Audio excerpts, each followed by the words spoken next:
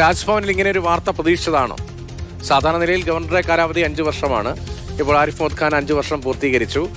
സാധാരണ ഇപ്പോൾ പുതുതായി ഒരു ഗവർണർ ചുമതലയേറ്റില്ലെങ്കിൽ ആ ചുമതല ഏൽക്കുന്നത് വരെ തുടരുക എന്നുള്ളതാണ് ഭരണഘടനയിൽ പറയുന്ന ഭരണഘടനാപരമായ അദ്ദേഹത്തിന്റെ ഉത്തരവാദിത്തം. അങ്ങനെ കാലാവധി കഴിഞ്ഞ് ആ ചുമതലയിൽ തുടരുകയായിരുന്നു. പുതിയ ഗവർണർക്ക് വേണ്ടി കാത്തിരിക്കുകയായിരുന്നു. ഒരുപക്ഷെ അദ്ദേഹം തന്നെ തുറന്നേക്കുമെന്ന സൂചനകളും ചർച്ചകളും ഒക്കെ ഉണ്ടല്ലോ, അല്ലെങ്കിൽ അഭ്യൂഹങ്ങൾ ഉണ്ടായിരുന്നല്ലോ. രാജ്ഭവനിൽ ഇന്നിങ്ങനെ ഒരു വാർത്ത പ്രതീക്ഷിച്ചതാണോ? രതീഷ്, രാജ്ഭവൻ ഇപ്പോൾ ഗവർണർ ആരിഫ് മുഹമ്മദ് ഖാൻ മാറും എന്ന് ഒരിക്കലും പ്രതീക്ഷിച്ചിരുന്നില്ല. അദ്ദേഹത്തോട് അടുത്ത വൃത്തങ്ങളൊന്നും പ്രതീക്ഷിച്ചിരുന്നില്ല. കാരണം സെപ്റ്റംബർ 5-ം തീയതി അദ്ദേഹം കേരള ഗവർണറായി 5 വർഷം പൂർത്തിയാക്കി. അതിനുശേഷം ഉള്ള ഒരു സമയത്താണ്, 5 വർഷം പൂർത്തിയാക്കിയ ശേഷവും ഗവർണറെ മാറ്റിയിരുന്നില്ല.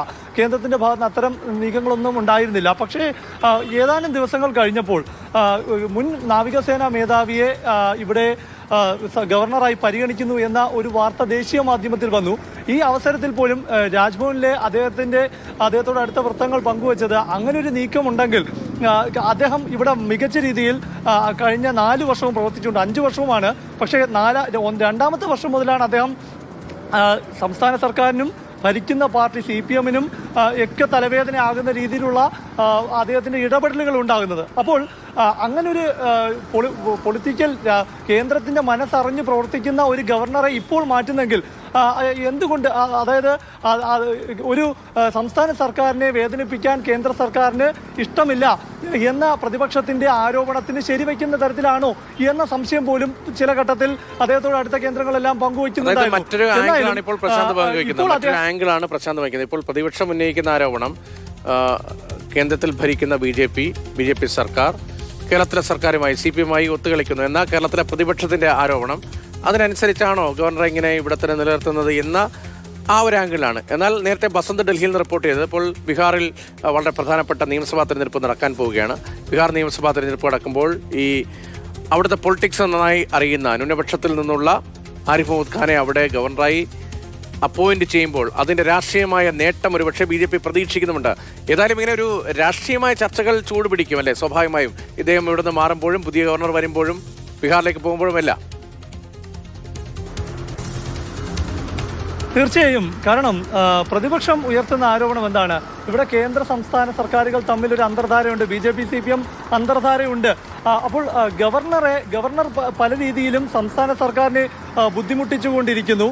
ഇപ്പോൾ ഈ ഘട്ടത്തിൽ ഗവർണറെ മാറ്റുമ്പോൾ ഈ സംസ്ഥാന സർക്കാരിന്റെ താല്പര്യം മാനിച്ചുകൊണ്ട് ഗവർണറെ മാറ്റിയെന്ന വിമർശനമായിരിക്കും സ്വാഭാവികമായും പ്രതിപക്ഷത്തു നിന്ന് ഉയരുക. കാരണം സംസ്ഥാന സർക്കാരിന്റെ ഓരോ പ്രവർത്തനം, അതായത് ഒരു പ്രതിപക്ഷം എങ്ങനെയാണോ സംസ്ഥാന സർക്കാരിനെ നിരീക്ഷിക്കുന്നത് അതുപോലെ അല്ലെങ്കിൽ അതിലധികമായിരുന്നു കഴിഞ്ഞ 4 വർഷം ആരിഫ് മുഹമ്മദ് ഖാൻ പല വിഷയങ്ങളിലും പ്രതികരിച്ചുകൊണ്ടിരുന്നത്. പ്രത്യേകിച്ചും ഉന്നത വിദ്യാഭ്യാസ മേഖലയിൽ, അത് സർവകലാശാലയുമായി ബന്ധപ്പെട്ട വിഷയങ്ങളിൽ ആരിഫ് മുഹമ്മദ് ഖാന്റെ ഇടപെടലുകൾ അദ്ദേഹം അത് വലിയ തോതിൽ തന്നെ സർക്കാരിന് തലവേദന ഉണ്ടാക്കിയിട്ടുണ്ട്. നിയമസഭ പാസാക്കി ഒപ്പിട്ടയച്ച പല ബില്ലുകളും സർക്കാരിൻ്റെ ചില നിക്ഷിപ്ത താല്പര്യങ്ങളാണ് എന്ന കാരണങ്ങൾ ഉന്നയിച്ചുകൊണ്ട് ഗവർണർ ഇവിടെ പിടിച്ചുവെച്ചു. ഒടുവിൽ കേരള സംസ്ഥാനത്ത് ഇതുവരെ കണ്ടിട്ടില്ലാത്ത വിധം രാഷ്ട്രപതിയുടെ പരിഗണനയ്ക്ക് അയച്ചു. അത് ലോകായുക്ത ബില്ലിൻ്റെ കാര്യത്തിൽ, അതുപോലെ തന്നെ സർവകലാശാല നിയമ ഭേദഗതിയുടെ കാര്യത്തിൽ ഇതെല്ലാം ഇത്തരം കാര്യങ്ങൾ സംഭവിച്ചിട്ടുണ്ട്. എന്തിന് സംസ്ഥാന സർക്കാരിനെ ഇതുവരെ രീതിയിലില്ലാത്ത വിധം പ്രതിസന്ധിയിലാക്കുന്ന സംഭവങ്ങൾ 2 വർഷം മുമ്പുണ്ടായി. അതായത് നയപ്രഖ്യാപന പ്രസംഗം ഗവർണർ ഒപ്പിടേണ്ടത്, ആ ഒപ്പിടുന്ന നയപ്രഖ്യാപന പ്രസംഗത്തിന്റെ തലേ ദിവസം ഗവർണർ ഒപ്പിടാതെ ഒരു വലിയ ആശങ്ക സൃഷ്ടിച്ചു. മുഖ്യമന്ത്രിക്കടക്കം വന്നു കാണേണ്ടി, അതായത് സർക്കാർ പ്രതിനിധികൾക്ക് വന്നു കണ്ട് അത് സജി ചെറിയാന്റെ പ്രസംഗവുമായി ബന്ധപ്പെട്ട അല്ലെങ്കിൽ നിയമനവുമായി ബന്ധപ്പെട്ട മന്ത്രിസ്ഥാനവുമായി ബന്ധപ്പെട്ട വിഷയങ്ങളിലൊക്കെ ആയിരുന്നു. അപ്പോൾ ഓരോ വിഷയത്തിലും ഗവർണർ സംസ്ഥാന സർക്കാരിന് തലവേദന ഉണ്ടാക്കിയിരുന്നു. പല ഘട്ടത്തിലും സംസ്ഥാന സർക്കാർ ഗവർണറിനെതിരെ പരസ്യ പോരിനിറങ്ങി. CPM-ഉം SFI അടക്കമുള്ള സംഘടനകളുമെല്ലാം തെരുവിൽ ഗവർണറുമായി ഏറ്റുമുട്ടി. ഗവർണർ ഈ SFI പ്രവർത്തകരെ തെരുവിൽ നേരിട്ട സാഹചര്യങ്ങളുണ്ടായി. റോഡിൽ കുത്തിയിരിക്കുന്നത് പോലുള്ള ചരിത്രത്തിൽ ഇതുവരെ ഇല്ലാത്ത സംഭവങ്ങൾ കേരളം ആരിഫ് മുഹമ്മദ് ഖാനിലൂടെ സാക്ഷ്യം വഹിച്ചു. അപ്പോൾ ഒട്ടനവധി സംഭവങ്ങളാണ്. ആദ്യം 2009 അദ്ദേഹം ചുമതലയേറ്റ ശേഷം 1 വർഷം മാത്രമാണ് കാര്യമായി വലിയ പ്രശ്നങ്ങളില്ലാതെ പോയത്. അതിനുശേഷം ഓരോ വിഷയത്തിലും അദ്ദേഹം സർക്കാരിനെ വളഞ്ഞു പിടിക്കുക തന്നെയായിരുന്നു. കാരണം എന്താണ്? കണ്ണൂരിലെ ചരിത്ര കോൺഗ്രസിലെ വേദിയിൽ ഇടത് ചരിത്രകാരൻ ഇർഫാൻ ഹബീബിന്റെ പ്രസംഗം, അത് അവിടെ ഉണ്ടായ സംഘർഷം, അവിടെ തുടങ്ങിയ അസ്വാരസ്യം പിന്നീട് അദ്ദേഹം ഈ ഒഴിയുന്ന അവസരം വരെയും തീരുന്നില്ല. കാരണം അതിന്റെ നിര തന്നെയുണ്ട്. ഒരുപക്ഷെ നമുക്ക് പെട്ടെന്ന് ഓർത്തെടുക്കാൻ കഴിയുന്നതിനേക്കാൾ കൂടുതൽ ഏറ്റുമുട്ടലിന്റെ ചരിത്രവും അദ്ദേഹത്തിന്റെ പ്രതികരണങ്ങളും അതിന് എതിരായിട്ടുള്ള സർക്കാർ പ്രതികരണം, മുഖ്യമന്ത്രി ഉൾപ്പെടെയുള്ള പ്രസംഗങ്ങളും ഒക്കെ ആയിരിക്കും നമ്മുടെ മനസ്സിലേക്ക് വരിക. ഇപ്പോൾ പ്രശാന്ത് അതിനെക്കുറിച്ചാണ് സൂചിപ്പിച്ചു വന്നത്. ഇദ്ദേഹം മാറുമ്പോൾ ഇപ്പോൾ സ്വാഭാവികം പറഞ്ഞു, ഇപ്പോൾ നിലമേൽ എന്ന് പറയുന്ന സ്ഥലത്ത് തിരുവനന്തപുരം കൊല്ലം ജില്ലയുടെ അതിർത്തിയിലെ കൊല്ലത്തെ ആദ്യത്തെ പ്രധാനപ്പെട്ട ചെറുപട്ടണമായ നിലമേലിൽ അദ്ദേഹം റോഡിൽ ഇറങ്ങി കുത്തിയിരുന്ന് പ്രതിഷേധിക്കുന്ന നമ്മൾ കണ്ടിട്ടുണ്ട്. SFIയുടെയും DYFIയുടെയും പ്രതിഷേധം. ഇപ്പം ഞാൻ നിലമേൽ NSS കോളേജിൽ പഠിച്ചതാണ്, അതുകൊണ്ടാണ് പെട്ടെന്ന് ഞാനത് ഓർത്ത് പറയുന്നത്. അങ്ങനെ ചെറിയ സ്ഥലത്ത് പോലും ഇറങ്ങി നിന്ന്, സാധാരണയിൽ നമ്മൾ അങ്ങനെയല്ലല്ലോ, ഈ ഗവർണർ സഞ്ചരിക്കുന്ന വാഹനം അത് കോൺവോയ് അടിസ്ഥാനത്തിൽ പോകുന്നു.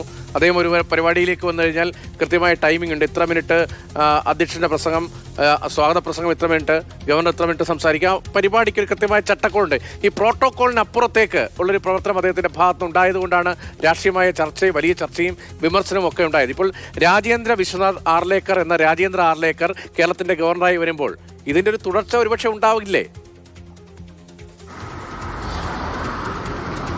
പ്രോട്ടോക്കോളുകളെല്ലാം പൊളിച്ചെറിഞ്ഞ ഗവർണർ തന്നെയായിരുന്നു ആരിഫ് മുഹമ്മദ് ഖാൻ. കാരണം നിലമേലിലെ വിഷയം മാത്രമല്ല രതീഷ്, അതായത് മിഠായി തെരുവിൽ ഇറങ്ങി നടന്നു. അതുപോലെ തന്നെ കാലിക്കറ്റ് സർവകലാശാലയിൽ SFIക്കാർ കാലുകുത്തിക്കില്ല എന്ന് പറഞ്ഞപ്പോൾ അവിടെ ചെന്ന് ഒരു രാത്രി തങ്ങി സംഘർഷഭരിതമായ അന്തരീക്ഷങ്ങളുണ്ടായി. പിറ്റേ ദിവസം മിഠായി തെരുവിലൂടെ ഇറങ്ങി നടന്ന് താൻ ജനങ്ങൾക്ക് എൻ്റെ പിന്തുണയുണ്ട് എന്ന് ബോധിപ്പിക്കാൻ. അപ്പോൾ നമ്മൾ കണ്ടു പരിചിതരായിരുന്ന ഗവർണർമാരൊന്നും പോലെ അല്ല ആയിരുന്നു ആരിഫ് മുഹമ്മദ് ഖാൻ. കാരണം തൊട്ട് മുൻപ് ഉണ്ടായിരുന്നത് സുപ്രീം കോടതി ചീഫ് ജസ്റ്റിസ് ആയിരുന്ന ജസ്റ്റിസ് സദാശിവമായിരുന്നു. അപ്പോൾ അദ്ദേഹത്തിന്റെ പ്രവർത്തന ശൈലിയിൽ നിന്ന് വ്യത്യസ്തമായ ഒരു രാഷ്ട്രീയ എങ്ങനെ ഒരു സർക്കാരിനെ നിരീക്ഷിക്കുന്ന പ്രതിപക്ഷത്തെ പോലെ നിലകൊണ്ടിരുന്ന ഗവർണർ അദ്ദേഹം ഒഴിയുമ്പോൾ തീർച്ചയായും സ്വാഭാവികമായും സംസ്ഥാന സർക്കാരിന് ആശ്വാസമാണ്. കാരണം സംസ്ഥാന സർക്കാരിനെ സംബന്ധിച്ച്, CPMനെ സംബന്ധിച്ച് വലിയ തലവേദന സൃഷ്ടിച്ച ഗവർണറെ മാറ്റിയത് കേന്ദ്രത്തോട് സംസ്ഥാനത്തിന് കൂടുതൽ താല്പര്യം തോന്നും.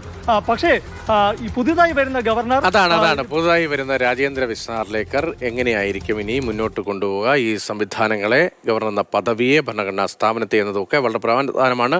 സർക്കാരുള്ള ബന്ധം എങ്ങനെയായിരിക്കും മുന്നോട്ട് പോകുക എന്നതുമൊക്കെ വളരെ പ്രധാനമാണ്.